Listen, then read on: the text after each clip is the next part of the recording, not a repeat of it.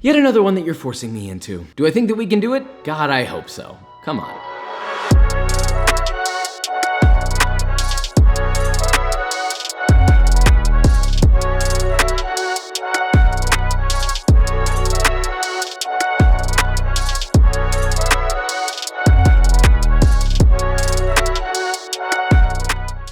To show you a really funny skit that we made, but I need to let you know that this upcoming week I will be on a book tour signing your books. Come and see me only at these locations currently on these dates. So anyway, without further ado. It doesn't say what surface to cut this on. Okay, this can't be right. What am I supposed to be using? A spoon? Oh God, it doesn't say anywhere in here that I should be wearing clothes. Who wrote this? This is obviously a joke. But you know what's not a joke? Buying my cookbook. And the link is in the description. Thank you so much. #1, across the globe, thanks to you guys. And if you haven't pre-ordered yet, you really should because the pre-order phase is Okay, so if you don't know what a blooming onion is, congratulations. Just get off the video now because you can save yourself. You don't have to go through this. Just kidding, please stay. I think the blooming onion is just a little gimmicky. I'd rather have it in nice formed rings that are all nicely cooked. When you make a blooming onion, you end up with like parts that aren't fully cooked and some that are overcooked, and it looks like a face hugger that it's just gonna like, right? I don't want that. But nonetheless, can we make it better? Of course. Will I ever make this again? Probably not, but maybe you will. So with all that said, let's make this, shall we? Okay, time to order. This is Vikram's phone. I hope there's no funny, silly man pics on here. G'day, mate. Thanks for calling Outback Steakhouse in Houston. Press 0 for an alpaca. An alpaca? What do I do? If they say good day, mate, I'm throwing your phone out the window, Vikram. Thank you for calling Outback. Can I just do 3 blooming onions? Alrighty, $25.95 is your total. Okay, awesome, thank you. $25? This is gonna be a butt cheaper too. Oh my God, we're here! Good eye, mate! Stop. Ugh, am I supposed to go to curbside? Did we order curbside? I said pickup. I don't know what to do. Why do they even have this system here when all these cars parked are literally in the restaurant? I get that we have everything going on, but like pick one. Call me the CDC. Haircuts, that's not right. Good God. So I guess I pull up here? There they are. Oh wait, I know who you are! Oh my God, hi! Hi, how are you? Can I get a photo with you? Yeah, for sure. She's like going up to the manager and they're like, what do we do? What do we do? Refresh them. She was very nice. Good vibe. Thank you so much. They're actually better if you eat them here. We're gonna eat them right over there. I promise. Now I feel bad. I've never seen the faces of the people doing it. Now I'm like horrified. Ah, that's wet. We were gonna eat them fresh for the record, okay? This is literally, how long has it been since we got this? Like 30 seconds. 30 seconds or less. So the sauce is in the center, which I like. Pull one of these off. Okay. First bite didn't have any salt. It seems like unevenly salted. I don't know how that's possible because I know it's the salt's in the batter. Give it a little sauce. Sauce is gonna be a no for me. Like that, Vic? You wanna take that to the bathroom? That's sussy. I feel like this should be crispier. How do I be nice, Vikram? Help. The thing that makes this good is that it's just this huge volume of fried food with like an okay dipping sauce, but everything seems kind of flat. Some parts are salty, some parts are not. Look, I know this isn't supposed to be some Michelin-starred food, but I already know exactly how we can make this better. This is one of the easiest recipes we've ever done on But Better. Isn't that fun? You're welcome. So before we begin obliterating our onion, let's first make our spicy mayo. In a small bowl, add 1 cup or 230 grams of mayonnaise, 2 teaspoons or 10 grams of whole grain mustard, 1 tablespoon or 10 grams of garlic powder, 1 teaspoon or 4 grams of jalapeno powder, which if you don't have, the link is in the description for that, 2 teaspoons or 7 grams of Aleppo pepper, 1 teaspoon or 4 grams of chipotle powder, 2 teaspoons or 10 milliliters of Worcestershire sauce. Hey, that was good. 1 tablespoon or 14 milliliters of lemon juice. Season that to taste with salt and pepper and give that some whiskey business. Yeah, you thought. Anyway, that is our final lovely spicy mayo. Not too spicy, but just spicy enough. Okay, next let's talk onion.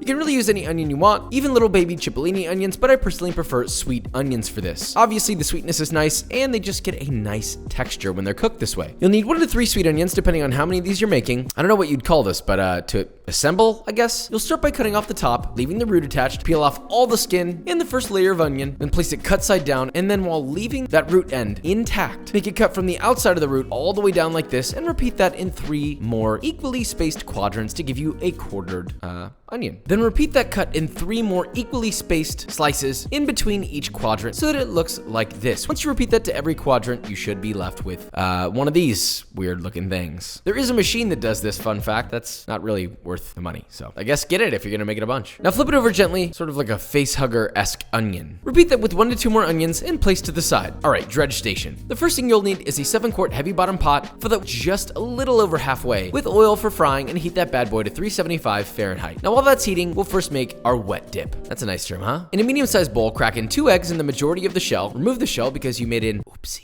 Then add 1 tablespoon or 10 grams of garlic powder, 1 tablespoon or 12 grams of jalapeno powder, 2 teaspoons or 9 grams of fine sea salt. Give that a whisk until thoroughly combined. Then whisk in 1 cup or 240 milliliters of milk and half a cup or 120 milliliters of buttermilk. And that is your wet dip, wet dip, wet dip, wet dip. Okay, that's enough. Now for your dredge, in a large bowl, add 1.5 cups or 225 grams of all-purpose flour, 1.5 tablespoons or 24 grams of cornstarch, 1 tablespoon or 10 grams of garlic powder, 2 teaspoons or 8 grams of smoked paprika, 1 teaspoon or 4 grams of chipotle powder, 1 teaspoon or 4 grams of coriander powder, 2.5 teaspoons or 12 grams of fine sea salt. Then use a smaller whisk than intended because, you know, cute, and give that a nice whisk until thoroughly combined and you have your dredge. Okay, it's time. Look, let's not overcomplicate this odd dish. First, give your onion a nice coating in your flour mixture. Get it in every little crevice. Then toss it in the wet dip. Really get in every floured bit. One of the annoying things with this process is the individual layers tend to stick to each other. So really try to get into where the sun doesn't shine, if you know what I mean. Of the onion. Calm down, buddy. Then place that back into the flour to get that dredge nice and caked on to every little sliver. Then very, very carefully, like wow, this can be super dangerous if you're not careful, lower your onion into your oil, and if it seems like the pot is overfilled and could spill over, please stop. Take some oil out and then put it back in. Again, danger. Once the whole onion is in there, let it sit and fry for about 3 to 5 minutes or until you pull out an ultra crisp golden brown bloomin' onion. That's of course cooked all the way through, okay? We don't want any crunchy onion in here, that's gross.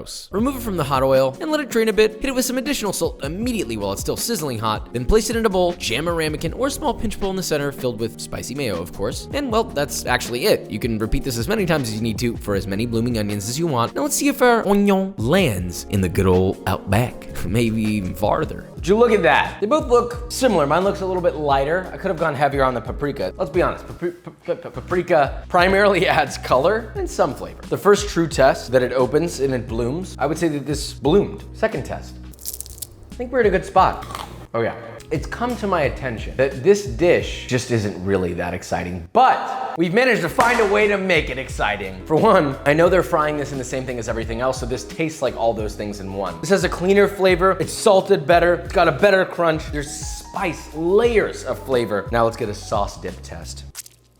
Bussin'. You can go out, buy this. This is easier to pay for. There's no work at all. The expense is a little much, so we can say it's about cheaper. But if you make this, you're actually gonna have texture, flavor involved with what you're eating. With all that being said, we need a taste tester. Vikram has already tasted something. So Kendrick, that leaves you, buddy. Yay, Kendrick's back in town.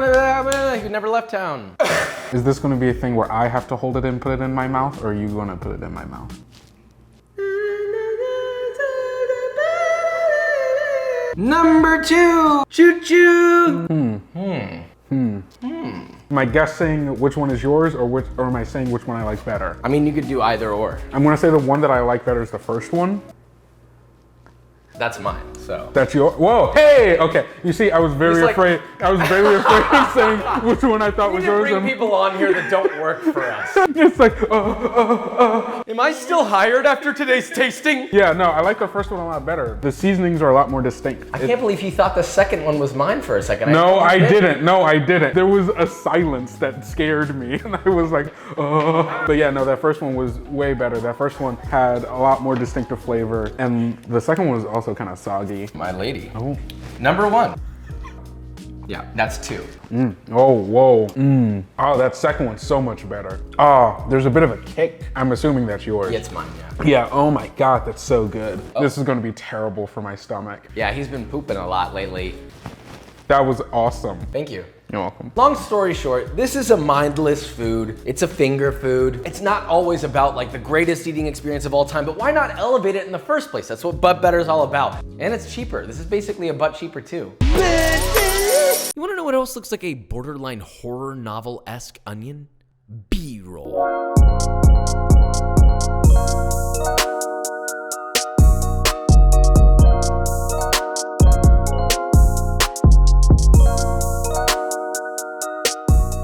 All right, guys, and that is it. So we've made our blooming onion. What was my final thought? Well, my final thoughts are the same. I still don't like the blooming onion for what it is structurally. You could literally follow this recipe and just do it with rings, and it would be, in my opinion, a lot better. That's just my 2 cents. Let's talk about the flavor. Big dub, much better. The intensity of the sauce, obviously everything's scaled way up in flavor, but hey, if you don't want to take the time to do all the little cuts and be annoying with it, again, I'm recommending rings. And for 2, of course, you could just go out and get it. It's also like shockingly expensive. But anyway, if you enjoyed this video or you learned something, leave a like, subscribe, and I will see you